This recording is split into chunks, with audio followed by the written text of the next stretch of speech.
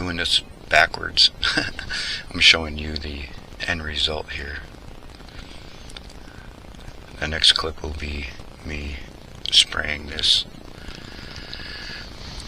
but I want to show you the end results of them because the next clip they'll be all taped up. This one will be taped up. I'm going to show how I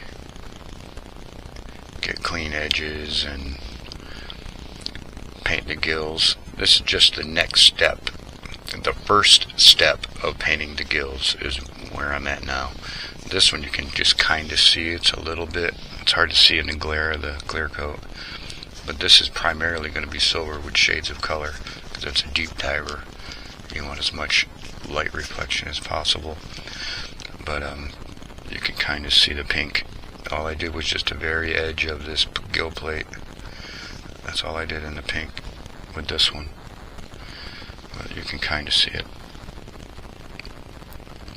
You'd see it more in the next step because the next step is going to be the upper part of the gill, and it'll be a darker color, so it'll really stand out then.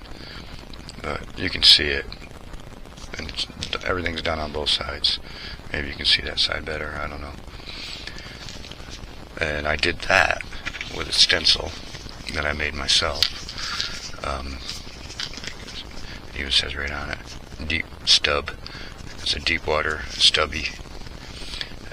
You're going to see in the next clip how I actually do it, but it sets right there, and you'll see how that go along here. And this one here was actually taped off with mini tape.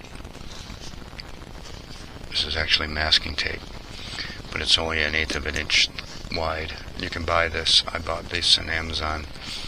I don't know, like 10-20 rolls of it. Pretty cheap, really cheap, less than $10. But just whip off a piece and tape off what you want, because it's a lot more easy to move around corners because it's so thin. You can get around, like this one here.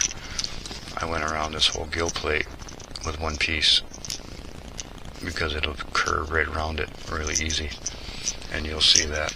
I actually did it in 2 pieces, but you could do it. I went around and then I came around this way and ran around just so I made sure I got this corner perfect. But you could go around this whole thing with just this tape. It's that easy to maneuver. And the other one that I use more so is this 1/16 thick. This is vinyl. This is actually pinstriping that you can put on cars. Yeah, I got a couple rolls of this laying around. Here's the other one. I use this primarily for going around the gill plates because this is very flexible and it's vinyl. So when you tack it down, it keeps a nice straight edge. But I usually don't use it too much on fishing lures because it doesn't really need to be perfectly clean edge. So the little masking tape usually works really well. I mean, all this is done with it, and the edge is pretty clean. So, but if I'm doing a model car or something like that where you need a perfectly clean edge, then that's what I use this for. But it's an option that you can use. And the reason why they're so, like you see, like it's red, then fades to yellow, then fades to green, then fades to blue, and this is so opaque over it, is because I needed to cover these colors so I could start over again with faded colors on the gills. You can see that fades right into the blue. That it's not just a stop line like this one. It's a crisp edge on the top, where this one fades into the blue. It looks like it just kind of fades right off into it. There's no crisp edge, and that's all in the way I sprayed it. This one you won't see in the video being sprayed because I didn't want it to be super long video, so I'll tell you right now. After I taped this all off, I shot this at this angle. Let me just get it right in the camera. Okay, the paint was coming from this direction over top of the bait here, like that.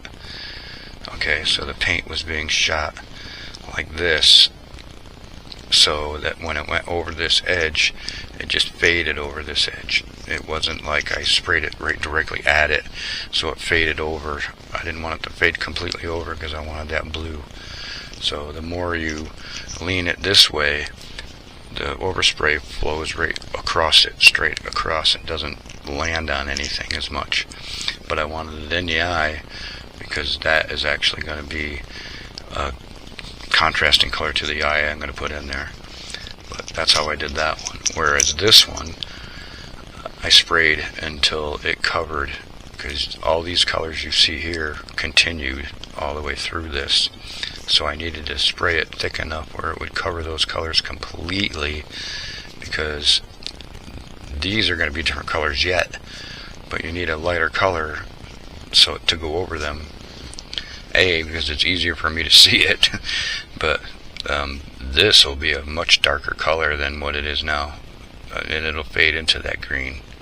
It'll probably be more like a darker blue or a purple that'll fade into that, just so it darkens up the whole head like a real fish. This will stay pretty much almost what it is, except it'll be a little bit more whiter in the edge, because this will be white. I've never seen red in the inside of a fish's mouth except for the gills, so that being red is wrong in my opinion. And then it'll work its way into this, fade into this red and turn this into a little bit more pink. So this isn't what it's going to look like. It looks so, you know, opaque, covered over nice faded paint right now, but it has to be that way. You have to have a foundation. This down here will be a little bit more white involved in it. This will probably have a little more different color in it. All of it will be different. This is just the base, whereas this will stay.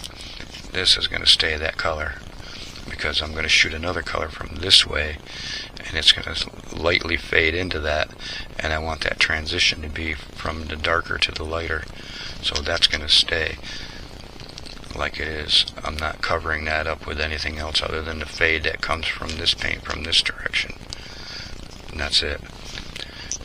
This one's going to get faded also from a different direction. Like, I'll go from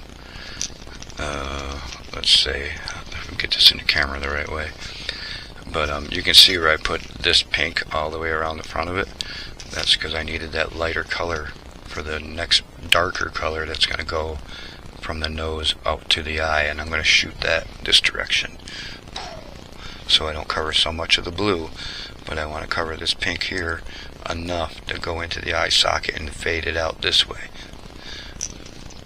And then that will slowly fade down.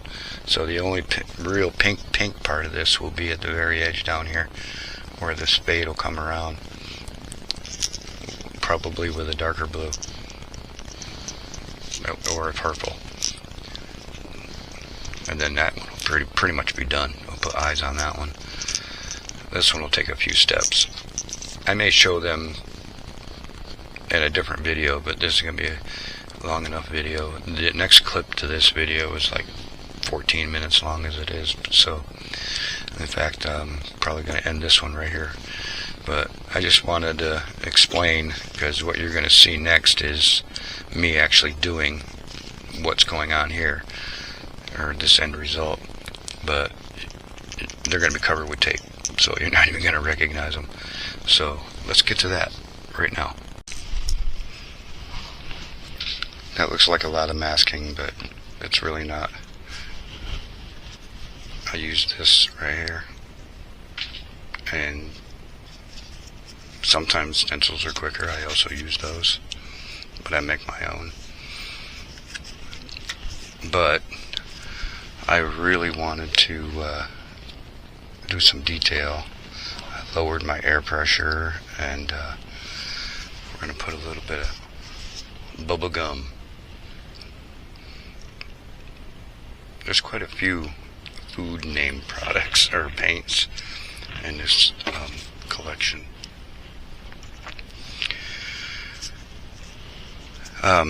Yeah, basically I put all the tape on it so I could touch it.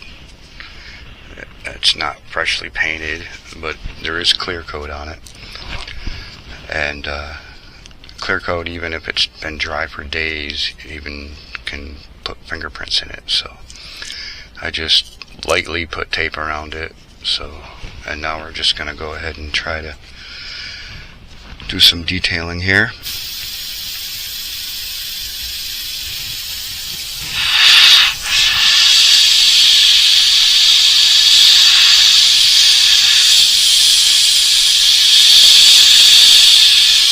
Hopefully you guys can see. I got to get right down in there with the airbrush, so bear with me.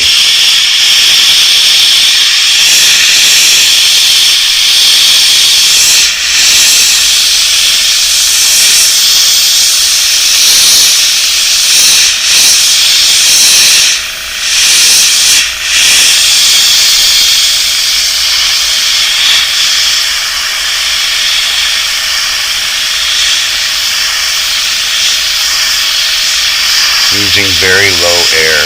I think while it's running, I'm pumping probably 20, I think it was set at 20. So constantly running like it is right now, it's holding 20 pounds air.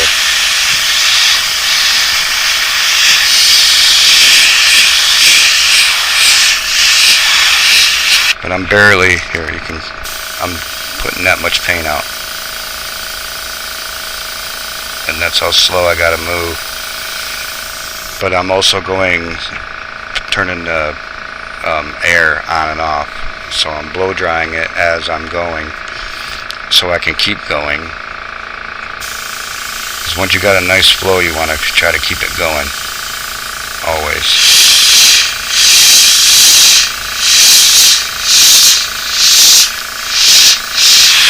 Me anyway.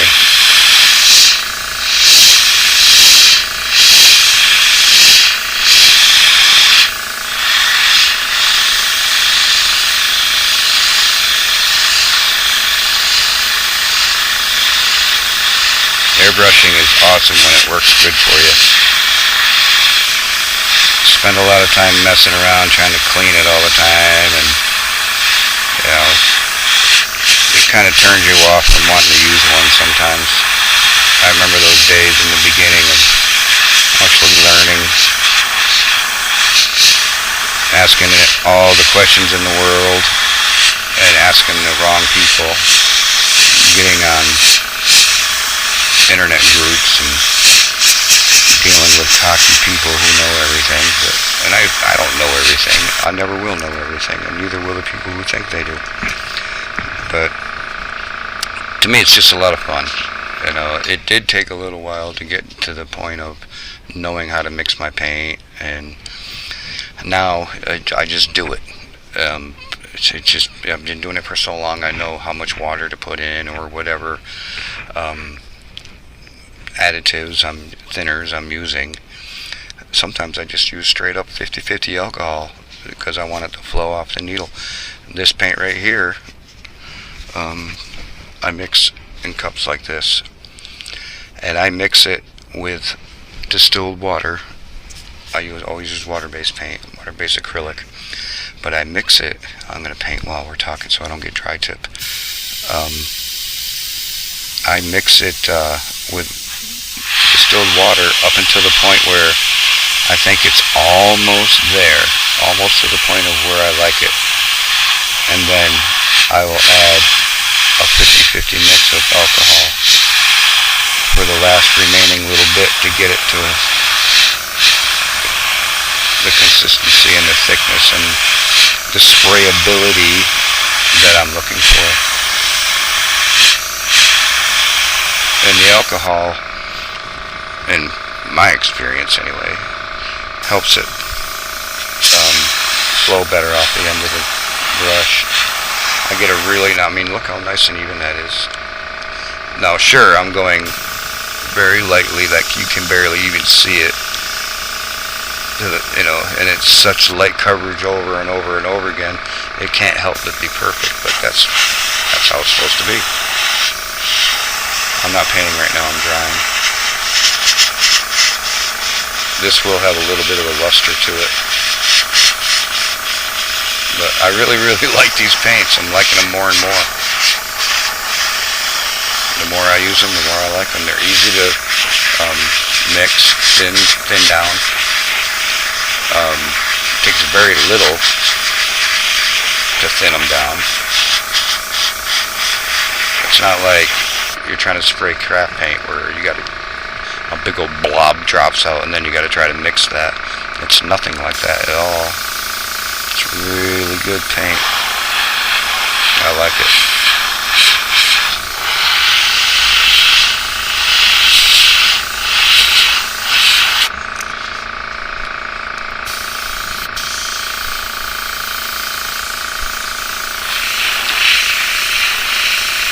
I'm just making sure it's getting down into all the little nooks and crannies.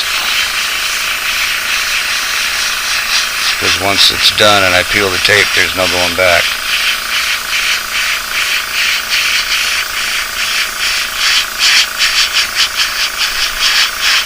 I haven't even done the other side yet. Very, very light mist covering it right now. And then I'll blow it dry with the air.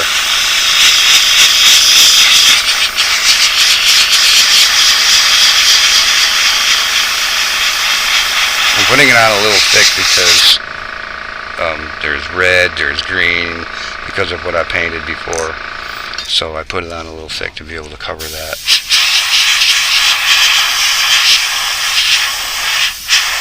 Some of this is actually going to get painted over too.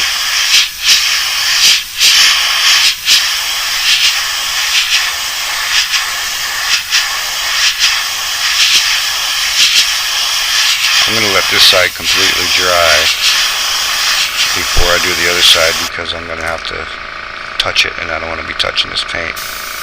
So I am going to let this completely dry. In fact, I'm going to hit it with a blow dryer. Let's see how much paint we got left. Look at that. There's a lot left and that side's already done.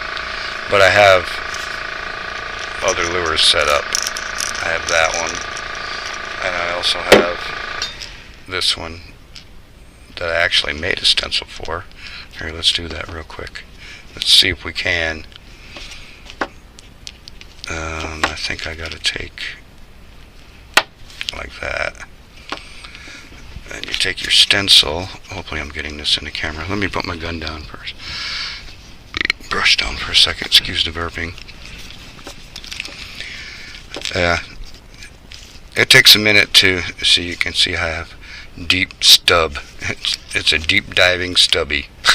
I only have one set of these, so I'm gonna get rid of this. I think that's what's messing me up. So this is reversible. So I cut it for this side, and then you just take it and you flip it, and you flip it, and now it's ready for this side.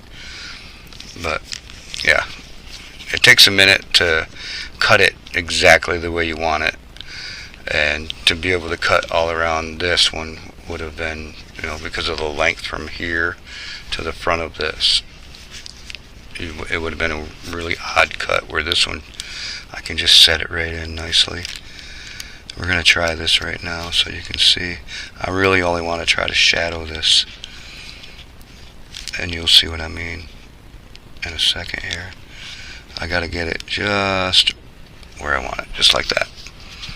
Now what you're doing is you're not spraying the actual gill plate, you're spraying the paper, the business card, but back away like this. You get your color showing, and then you bring it, get it so it's not spraying water. There you go.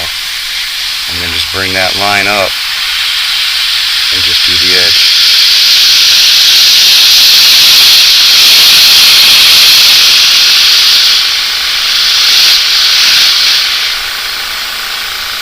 Make sure you're not spraying water. It's really thin paint because I'm using very low air pressure. It might have plugged up while we were sitting here talking. There we go.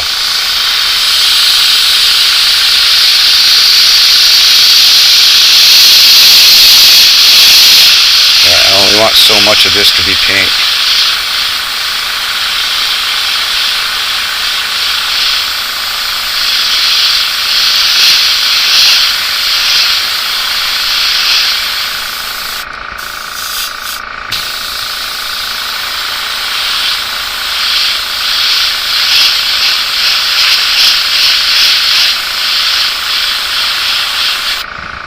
Okay, see how that looks. And be careful, because it's a little bit wet. Always be careful, because you'll smear. Oh, look at that. Nice clean edge, and it's only pink where I want it to be pink. Pretty cool, huh? Can you even see that? It's hard to see, and I can't bring it to the camera because I don't have autofocus on. But yeah, I think you can see it. I'm looking at the monitor at the same time. I think you can see where I'm going with it. Once this whole thing's done, you'll be able to see it. But yeah, we're going to set this one aside now. And what do I do with that clip? Let that dry. And we're going to let this completely dry. I'm going to hit it with the blow dryer to make sure it's completely dry. But I just wanted to show you how I do that. And you can see that I didn't even use the whole stencil all the way up and around. That's not what I was looking for. But I needed these wings to protect, you know, the lure itself. If you can imagine, you know, I didn't want it to spray back in here or up over here on the top. So, and that's all that was. That's why I made it so far in. You get the idea. I don't want to touch it because it'll smear it. But yeah, you got to be careful. Like, this is still wet right now. Usually I take my airbrush and dry it a little bit before I pull it away from the pattern, but I was in a hurry to show you guys. So anyway, yeah, I'm going to do the other side of this off camera. I just wanted to show you real quick what I'm up to. From that to that. Low pressure. I'm running, well, here's the thing. I have my compressor set at 25 pounds, so it's pumping at 25, but I actually regulate my air right here on this little valve too. So if I feel like I'm getting too much air, I can reduce it and bring it back out to full 25 and turn it a couple of times to reduce it. I highly recommend these. It just makes life a lot easier than having to bend down or go over to your compressor and adjust it that way, which isn't a real hassle. So if you're starting out, don't be afraid to do it that way. I still do it that way sometimes because I want to know exactly where my air is at. But anyway,